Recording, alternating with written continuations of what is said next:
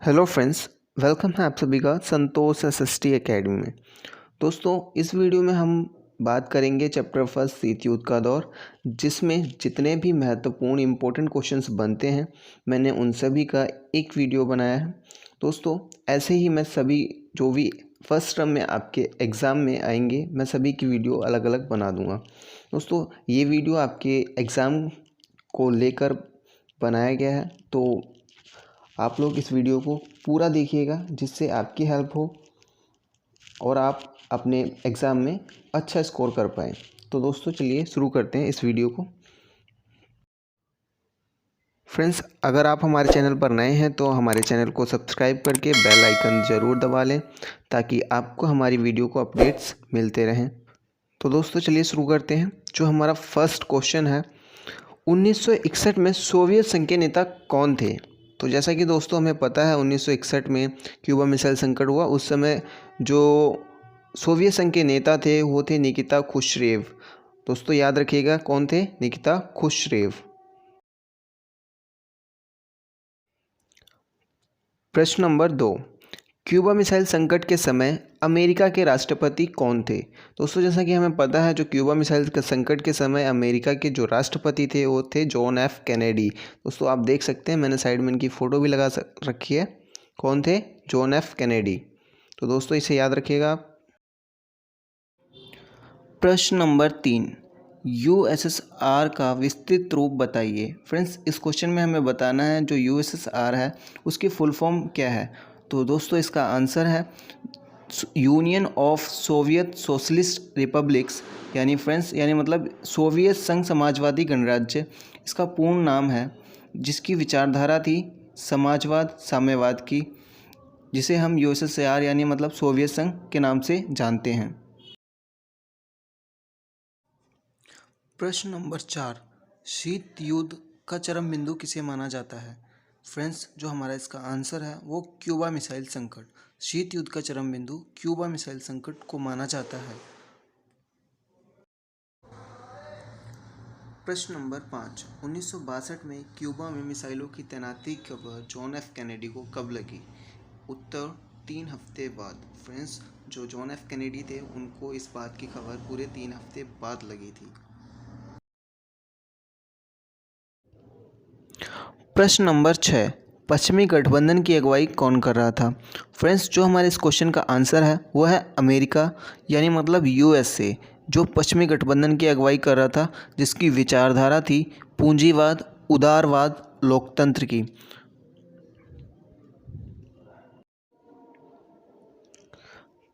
प्रश्न नंबर 7, प्रथम विश्व युद्ध कब हुआ? दोस्तों, जो हमारा फर्स्ट वर्ल्ड वार हुआ वो कब हुआ था? तो इसका आंसर क्या होगा? 1914 से 1918 तक। जो हमारा फर्स्ट वर्ल्ड वार या प्रथम विश्व युद्ध चला दोस्तों, वो कब से कब तक चला? 1914 से लेकर 1918 तक। याद रखिएगा दोस्तों। प्रश्न नंबर 8, द्वितीय विश्व युद्ध किन देशों के बीच हुआ? फ्रेंड्स, यहाँ पर हम बात कर रहे हैं जो सेकेंड वर्ल्ड वार हुआ वो किन किन देशों के बीच में हुआ। तो इसका आंसर क्या होगा? मित्र राष्ट्र और धुरी राष्ट्र के बीच में हुआ। ये कब से कब तक हुआ? 1939 से लेकर 1945 तक दोस्तों सेकेंड वर्ल्ड वार हमारा चला था।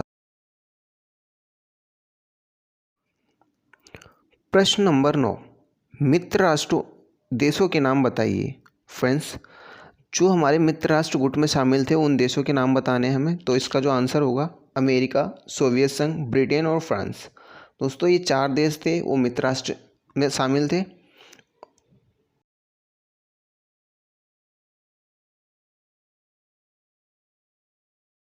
प्रश्न नंबर 10, अमेरिका ने जापान के किन 2 शहरों पर परमाणु बम गिराए? तो दोस्तों इसका जो उत्तर होगा, अमेरिका ने जापान के 2 शहरों पर हिरोशिमा और नागासाकी पर परमाणु बम गिराए, जिससे उनके ये दोनों देश तबाह हो गए थे दोस्तों।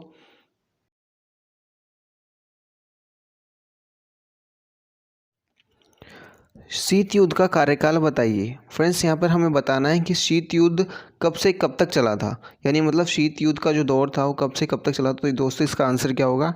शीत युद्ध का दौर या कार्यकाल 1945 से लेकर 1991 तक चला था। प्रश्न नंबर 12, हिरोशिमा और नागासाकी पर गिराए गए बमों के गुप्त नाम बताइए। फ्रेंड्स, जो हमारा इसका आंसर होगा वो लिटिल बॉय और fat man. Little boy fat man दोस्तों हिरोशिमा और नागासाकी पर गिराए गए परमाणु बमों के गुप्त नाम हैं। प्रश्न नंबर 13, हिरोशिमा और नागासाकी पर गिराए गए बमों का वजन बताइए। फ्रेंड्स, जो हमारा इसका उत्तर होगा वो 15 किलोटन और 21 किलोटन के जो बम थे वो गिराए गए थे। अवरोध, रोक और संतुलन किसे कहते हैं? इसका जो आंसर है वो जब कोई अपने शत्रु पर आक्रमण करके उसके परमाणु हथियारों को नाकाम करने की कोशिश करता है, तब दूसरों के पास उसे बर्बाद करने के लायक हथियार बच जाते हैं। इसे ही रोक संतुलन का तर्क कहा जाता है। फ्रेंड्स, जब हम कोई भी दो महाशक्तियाँ आपस में लड़ती हैं और ये विचार रखती हैं कि दोनों ही के पास क्या है, बराबर हथियार हैं, बराबर ही क्या है, दोनों के पास ताकत है, यदि हम सामने वाले पर आक्रमण करेंगे तो उसके पास उतने हथियार बच जाएंगे कि वो उन सामने वालों का भी विनाश कर सकता है। दोस्तों, इसे ही क्या कहा गया है, रोक अथवा संतुलन या अवरोध की स्थिति बताया गया है। प्रश्न नंबर 15, छोटे देश महाशक्तियों के साथ क्यों शामिल होना चाहते थे? फ्रेंड्स, जो इसका आंसर होगा, छोटे देश महाशक्तियों के साथ अपने निजी स्वार्थ के लिए उनके साथ शामिल होना चाहते थे। जैसे कि यदि वो महाशक्तियों के साथ शामिल होते तो उन्हें क्या मिलता, सुरक्षा का वादा मिलता और दोस्तों उन्हें हथियार मिलते और आर्थिक सहायता। प्रश्न नंबर 16, नाटो का विस्तृत रूप बताइए। तो फ्रेंड्स, इसका आंसर क्या होगा, नाटो की फुल फॉर्म बतानी है हमें, उत्तरी अटलांटिक संधि संगठन, North Atlantic Treaty Organisation. Friends, इस संगठन में लगभग 12 देश शामिल थे और ये संगठन कब बनाया गया था? 1949, अप्रैल 1949 में बनाया गया था। प्रश्न नंबर 17, सीटो संगठन कब बनाया गया था? फ्रेंड्स, यानी मतलब जो सीटो संगठन था वो कब बनाया गया था? तो इसका जो आंसर होगा वो 1954 में। प्रश्न नंबर 18, बगदाद समझौते पर हस्ताक्षर कब हुए? फ्रेंड्स, इसका जो आंसर होगा वो 1955। बगदाद समझौते पर हस्ताक्षर करने के बाद दोस्तों एक और संगठन बनाया गया था जिसका नाम था वारसा। तो इसका आंसर क्या होगा, 1955। प्रश्न नंबर 19, बर्लिन की दीवार कब बनाई गई? फ्रेंड्स, इसका आंसर क्या होगा, 1961। बर्लिन की दीवार 1961 में बनाई गई थी दोस्तों, जिसे शीत युद्ध का प्रतीक माना जाता है। प्रश्न नंबर 20, बर्लिन की दीवार कब गिराई गई? इसका आंसर क्या होगा फ्रेंड्स, इसका जो उत्तर होगा वो 9 नवंबर 1989 को बर्लिन की दीवार बर्लिन की जनता के द्वारा गिरा दी गई थी, जिससे क्या हुआ दोस्तों, शीत युद्ध की समाप्ति मानी जाती है।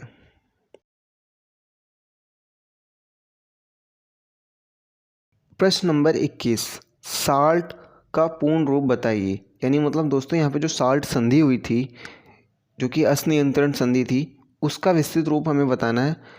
जो इसका आंसर होगा दोस्तों, सामरिक अस्त्र परिसीमन वार्ता साल्ट का विस्तृत रूप है, जिसको हम इंग्लिश में बोलते हैं स्ट्रेटेजिक्स आर्म्स लिमिटेशन ट्रीटी। दोस्तों, ये हमारी दो संधियाँ हुई थी। जो हमारी पहली संधि हुई थी साल्ट 1, वो 1 मई 1972 को हुई और जो सेकेंड संधि हुई साल्ट 2 वो 18 जून 1972 में हुई। प्रश्न नंबर 22, एनपीटी का विस्तृत रूप बताइए। फ्रेंड्स, यहाँ पर हमें जो एनपीटी संधि हुई थी उसका पूर्ण रूप बताना है। इसका आंसर होगा दोस्तों, परमाणु अप्रसार संधि, नॉन प्रोलिफरेशन ट्रीटी। दोस्तों, ये जो संधि हुई थी वो 1 जुलाई 1968 को हुई थी। इसका जो मुख्य काम था वो विश्व को दो भागों में बांटना था, पहला परमाणु संपन्न और दूसरा परमाणु रहित।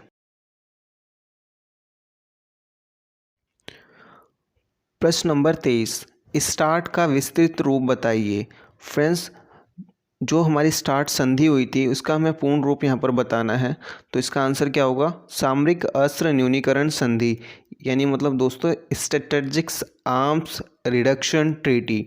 फ्रेंड्स ये जो संधि हुई थी हमारी, ये 2 भागों में हुई थी। पहला जो फेज़ था इसका वो स्टार्ट 1 के नाम से जाना जाता है, जो कि कब हुआ था दोस्तों 31 जुलाई 1991 में। और जो इसका सेकंड फेज़ हुआ वो हमारा 3 जनवरी 1993 को हुआ था। प्रश्न नंबर 24, प्रथम गुटनिरपेक्ष सम्मेलन में कितने देश शामिल थे? फ्रेंड्स इसका जो आंसर होगा वो 25। प्रथम गुटनिरपेक्ष आंदोलन में हमारे 25 देश शामिल थे। फ्रेंड्स प्रश्न नंबर 25, LTBT का विस्तृत रूप बताइए। जो हमारा इसका आंसर होगा सीमित परमाणु परीक्षण संधि। Friends limited test ban treaty, ये संधि दोस्तों 5 अगस्त 1963 से प्रभावी हुई थी। प्रश्न नंबर 26, नियो का विस्तृत रूप बताइए। फ्रेंड्स जो हमारा इसका उत्तर होगा वो नव अंतर्राष्ट्रीय आर्थिक व्यवस्था, जो कि 1972 में लागू किया गया था। इसको इंग्लिश में बोलेंगे न्यू इंटरनेशनल इकोनॉमिक ऑर्डर, जो कि पिछड़े एवं गरीब देशों के आर्थिक विकास का एक मॉडल था। प्रश्न नंबर 27, अनटाड का विस्तृत रूप बताइए। फ्रेंड्स जो हमारा इसका आंसर होगा वो संयुक्त राष्ट्र संघ व्यापार एवं विकास सम्मेलन, इंग्लिश में United Nations conference on trade and development. प्रश्न नंबर 28, गुटनिरपेक्ष संस्थापक देशों के नाम तथा उनके नेताओं के नाम बताइए। फ्रेंड्स जो हमारा इसका आंसर होगा वो भारत से जवाहरलाल नेहरू, मिस्र से कर्नल नासिर, इंडोनेशिया से डॉक्टर सुकर्णो और घाना से वामे एनक्रियूना जो देश थे और उनके संस्थापक देश शामिल थे।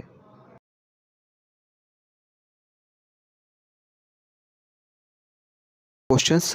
फ्रेंड्स अगर आपको हमारी वीडियो पसंद आई हो तो इस वीडियो को ज़्यादा से ज़्यादा लाइक करें, अपने दोस्तों के साथ शेयर करें और चैनल को सब्सक्राइब करना ना भूलें, ताकि आपको ऐसे ही और एजुकेशन से रिलेटेड वीडियो मिलती रहें। फ्रेंड्स इस वीडियो में हमने चैप्टर फर्स्ट के लगभग सभी क्वेश्चंस कवर कर दिए हैं। अब हम सेकंड चैप्टर के क्वेश्चंस कवर करेंगे सेकंड वीडियो में। दोस्तों तब तक के लिए बाय बाय, मिलते हैं अगली वीडियो में। तो चैनल को सब्सक्राइब करना ना भूलें। Thank you.